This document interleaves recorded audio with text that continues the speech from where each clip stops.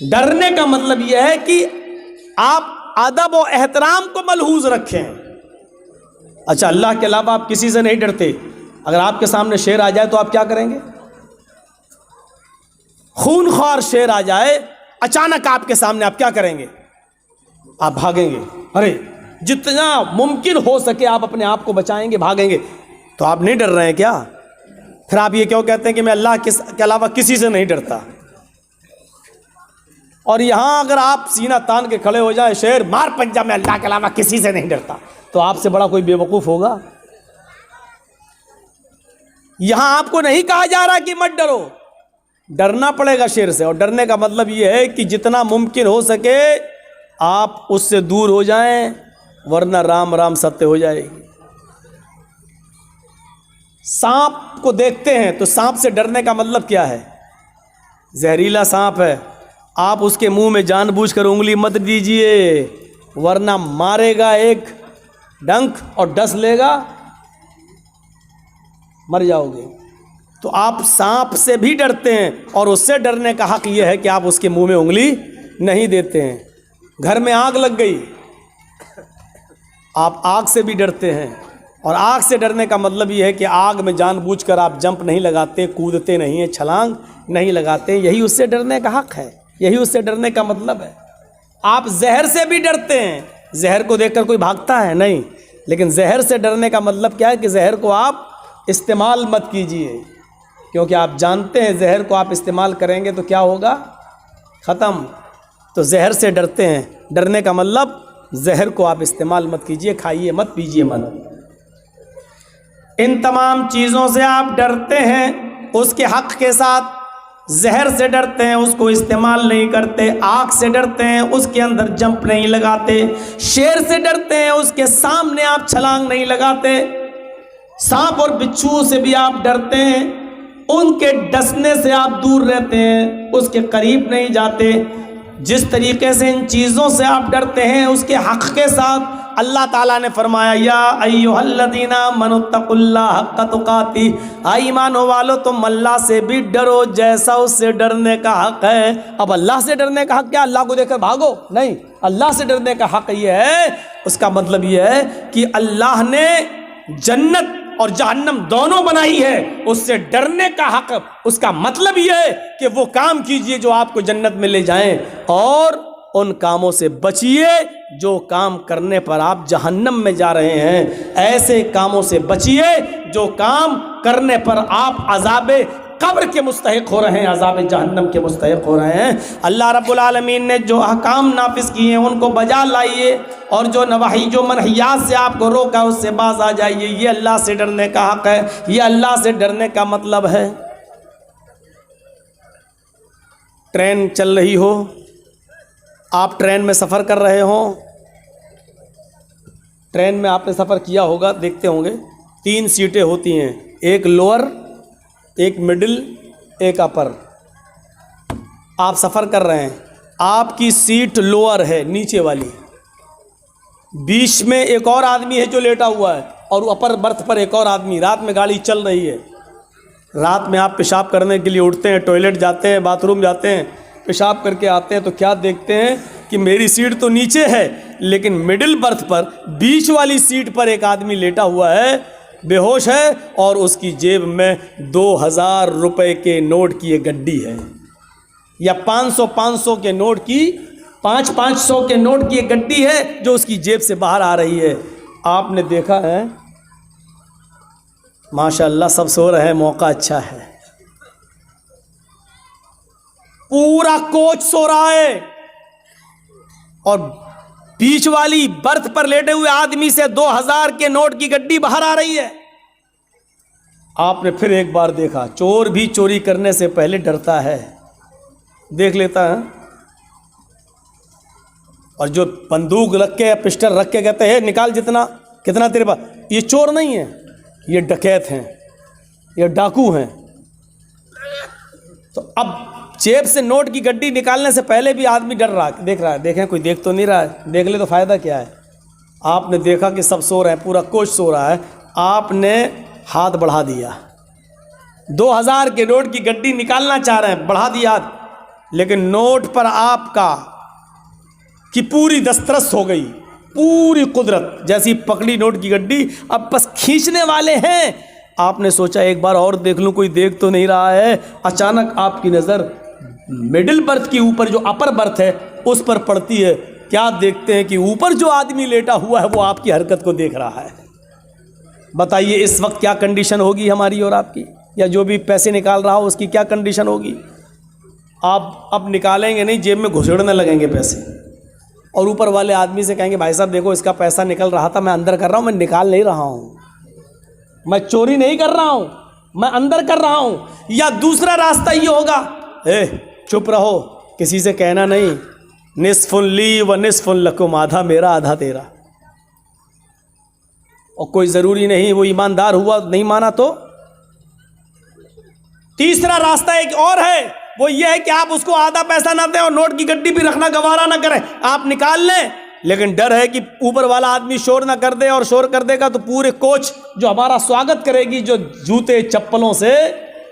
तो एक रास्ता और है कि नोटों की गड्डी लेकर चलती हुई ट्रेन से हम कूद जाएं और नीचे छलांग लगा जाएं, और ये रिस्क आप लेंगे नहीं क्योंकि इसमें आपकी जान जाने का खतरा है। बस दो ही रास्ते हैं, या तो नोट की गड्डी अंदर कर दें या फिर ऊपर वाले को लालच दे दें। जब एक मामूली सा छोटा सा काम, छोटा सा गुनाह आप करने जा रहे हैं, लेकिन ऊपर वाले आदमी ने इस गुनाह के करते हुए आपको देख लिया है, तो चोरी करने की हिम्मत नहीं होगी। यही अल्लाह से डरने का हक यही है कि एक मुसलमान जब कोई गुनाह के करीब जाए, शराब की बोतल उसके हाथ में हो, तो उसके दिल में और दिमाग में तसव्वुर आ जाए कि सारी कायनात हमें देख रही हो या ना देख रही हो, लेकिन अल्लाह रब्बुल आलमीन की ज़ात मुझे ज़रूर देख रही है। मेरे माँ बाप मुझे देख रहे हो या ना देख रहे हो, लेकिन अल्लाह रब्बुल आलमीन की ज़ात मुझे ज़रूर देख रही है। ये तसव्वुर अगर हमारे दिलो दिमाग में आ जाता है मेरे भाई, और शराब की बोतल हम छोड़ देते हैं, जुआ खेलना हम छोड़ देते हैं, बीड़ी सिगरेट पीना हम छोड़ देते हैं, हर गलत काम करते वक्त ये तसव्वुर आ जाए कि दुनिया की कोई निगाह हमको देख रही हो या ना देख रही हो, लेकिन अल्लाह रब्बुल आलमीन की ज़ात तो मुझे देख रही है, ये तसव्वुर अगर हमारे दिलो दिमाग में आ जाए तो हम गुनाह छोड़ दें। लेकिन ये तसव्वुर आना चाहिए कि अल्लाह की ज़ात हमें देख रही है। ये है अल्लाह से डरने का मतलब। मुआशरे की इस्लाह में सबसे पहली चीज़ यह है कि अल्लाह का खौफ होना चाहिए, अल्लाह का डर होना चाहिए। और आप देख लीजिए जब भी निकाह होता है किसी आदमी का, तो उसमें यही आयतें पढ़ी जाती हैं, 3 आयतें, और तीनों जगह आमनु तकुल्लाह, आमनु तकुल्लाह। क्यों? क्योंकि इंसान की पूरी ज़िंदगी अल्लाह से। तुम शादी तो कर लिए, एक पराई लड़की अल्लाह के कलमे के जरिए अब तुम्हारे ऊपर हलाल हो चुकी है, उसका जिस्म, यहां तक कि उसकी शर्मगाह भी तुम्हारे लिए हलाल हो चुकी है।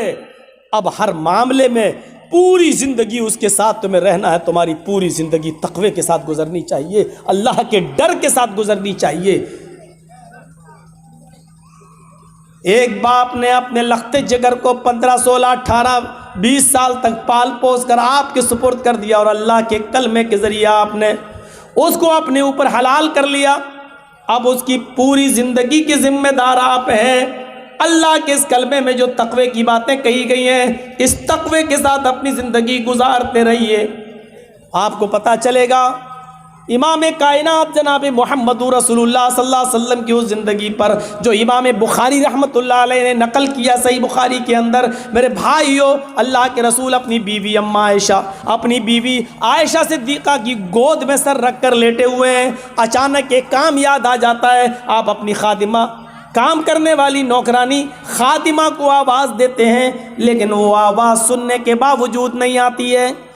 आपने 3 बार आवाज़ दी लेकिन वो नहीं आती है। अल्लाह के नबी कहते हैं आयशा देखो वो कहाँ चली गई। हज़रत आयशा ने हुजरे का दरवाज़ा खोला तो क्या देखती हैं, वो तो बाहर ही बैठी हुई है खादिमा, और छोटे से बकरी के बच्चे के साथ खेल रही है। ये वाक़या सुना रहा हूँ आपको। इस वाक़े को सुनने के बाद बड़ी से बड़ी गुंडागर्दी करने वाले और बड़े से बड़े क्रिमिनल मिजाज के आदमी अपनी ज़िंदगी के बारे में एक बार सोचेंगे ज़रूर कि हमारी हैसियत क्या है।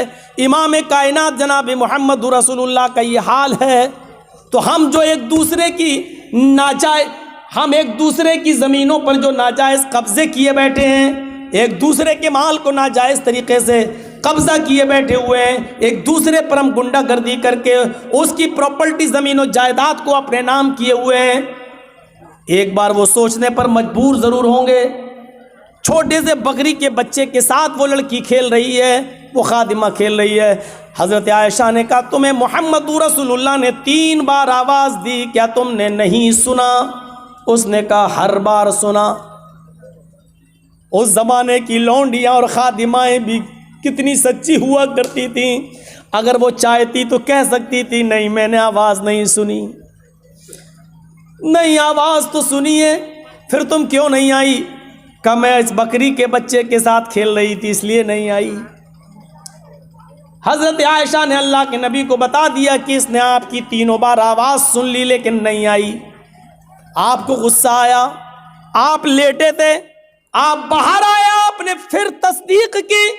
देखिए, अपनी बीवी की बात पर भी कान नहीं धरा, बीवी सच्ची थी लेकिन फिर भी आपने कहा तहकीक कर लें। आए लौंडी, आए खातिमा, मैंने तुझे पहली बार आवाज़ दी, क्या तूने सुना? उसने कहा हाँ। दूसरी बार आवाज़ दी, क्या तूने सुना? कहा हाँ। तीसरी बार भी आवाज़ दी, क्या तूने सुना? उसने कहा हाँ। हज़रत आयशा ने बता दिया था कि उसने 3 आवाज़ें सुनी फिर भी नहीं आई, लेकिन फिर भी तहकीक कर रहे हैं। ये वाक़या हमें इस तरफ इशारा कर रहा है कि कोई भी आदमी आपके ताल्लुक़ से कुछ भी बात कह दे, किसी के ताल्लुक़ से, तो फ़ौरन उसकी बात का यकीन मत कर लेना। एक बार आपको भी हक़ है कि उस तहकीक, उसकी तह तक जाना। हो सकता है कि वो किसी की नज़रों में अच्छा बनने के लिए झूठ बोल रहा हो, आप उसकी तहकीक ज़रूर कर लेना। अल्लाह के रसूल सल्लल्लाहु अलैहि वसल्लम ने आयशा सिद्दीक़ा की बात सुनने के बावजूद उस लौंडी से तहकीक कर ली। उसके बाद कहा, फिर भी तुम नहीं आई? सर नीचे कर लिया उस खादिमा ने। क्यों नहीं आई? कोई जवाब नहीं था। क्या जवाब है? कोई जवाब है? कोई जवाब नहीं था। अल्लाह के रसूल को मज़ीद गुस्सा आया। बुखारी शरीफ की हदीस के अल्फाज तो ये कहते हैं कि आपकी आंखें सुर्ख हो गई गुस्से में। एक नहीं, 3 बार आवाज़ दी फिर भी नहीं आई। तो आपके कान में जो मिसवाक लगी हुई थी, मिसवाक रखते थे, अजान का टाइम हुआ, जल्दी से मिसवाक की और फ़ौरन मस्जिद के अंदर दाखिल हो गए। तो वो मिसवाक जो कान में लगी हुई थी, आपने उस मिसवाक को निकाला और सुनो लाल बथानी के जवानों, सुनो साहिबगंज इस इलाके में रहने वालों, सुनो, बरसों से गुंडागर्दी करते हुए चले आ रहे हो, सुनो, बरसों से अपनी मन मुआफिक जिंदगी गुजार रहे हो, सुनो। अल्लाह के नबी सल्लल्लाहु अलैहि वसल्लम ने वो मिसवाक हाथ में ली और उस लौंडी की तरफ तान ली, ऐसे करके उसकी पीठ की तरफ ले गए और मारना चाहा। हाथ उठाया, मिसवाक छोटी सी, कितनी लगती उससे, कितनी जोर से चोट लग सकती थी? कुछ नहीं। मिसवाक उठा, ऐसे किया, मारना चाहा, ऐसे किया और उसकी पीठ तक ले गए लेकिन मारा नहीं। वही रोक दिया, ऐसे किया बस, लेकिन मारा नहीं। आंखों में आंसू आ गए और यहीं से वापस चले और अपने हुजरे में आ गए। कुछ नहीं कहा उस लौंडी से। हज़रत आयशा सिद्दीक़ा कहती हैं, अल्लाह के रसूल, आए मेरे शौहर, आए मेरे सरताज, आपने तो मिसवाक निकाल ली थी, आप उसको सज़ा देना चाहते थे, आप उसको मारना चाहते थे, एक मिसवाक ही आप मार रहे थे, फिर क्या हुआ? अगर आप उसको ऐसे ही छोड़ेंगे तो सर पे चढ़ जाएगी, फिर क्या बात? आप उसके मालिक हैं, वो आपकी खादिमा है, क्या बात? आपने मिसवाक उसकी तरफ तानी, पीठ तक ले गए लेकिन मारा नहीं, बल्कि उल्टा आप ही रोने लगे और वापस चले आए। फरमाया, आयशा छोड़ दीजिए ये दो वेदों के मंत्र और रामायण और गीता की, कुरान और हदीस सुनिए और अपनी ज़िंदगी में इनकलाब पैदा करिए। कोई ज़रूरी नहीं है वेदों के मंत्र पढ़ने से। शौक़ तो अच्छा तो लग सकता है, लेकिन माफ़ कीजिएगा, फ़ायदा कुछ नहीं होगा आपकी ज़िंदगी में, जो कुरान और हदीस सुनने से फ़ायदा होगा। बात ऐसी चल रही हो और वहाँ लाकर वेदों के मंत्र घुसेड़ कर अपनी तकरीर को ख़राब नहीं करना चाहते। सुनिए आयशा, मुझे गुस्सा आया, मैंने मिसवाक ली और मैंने मारना चाहा। जैसी मैंने मिसवाक तान कर उसकी तरफ उठाई और मारने के लिए उसकी तरफ बढ़ाया, फौरन अल्लाह के सामने जवाब देने का तसव्वुर मेरे दिमाग में आ गया। आए मोहम्मद सल्लल्लाहु अलैहि वसल्लम, जितनी ताकत आपको इस लड़की के ऊपर है, जितनी कुदरत आप इस लड़की के ऊपर रखते हैं, उससे ज्यादा कुदरत अल्लाह रब्बुल आलमीन आपके ऊपर रखता है। मैंने सोचा कि इसको एक लकड़ी मार दूं, एक मिसवाक की हल्की सी चोट इसको मार दूं, लेकिन मेरे दिल में ये तसव्वुर आया, आए मोहम्मद तुम उसको जो मार रहे हो एक ही मिसवाक सही, लेकिन कहीं एक मिसवाक का मारना कहीं उसकी गलती से ज़्यादा ना हो जाए। उसने अगर इतनी बड़ी गलती न की हो और आपने उसको एक मिसवाक मार दी, उसकी गलती से ज़्यादा अगर ये सज़ा हो गई तो कल क़यामत के दिन आप अपने रब को क्या जवाब देंगे? ये वो हस्ती अल्लाह के सामने जवाब देने से डर रही है जिसके बारे में कुछ कहा ही नहीं जा सकता। जन्नत में एक मकाम है, मकाम महमूद, और अल्लाह के नबी फरमाते हैं फ़र्ज़ नम जब भी अज़ान हो तो मेरे लिए दुआ मांगा करो और मकाम महमूद का सवाल किया करो। मुझे उम्मीद है कि अल्लाह रब्बुल आलमीन वो किसी एक बंदे को देगा और मुझे उम्मीद है कि वो मुझे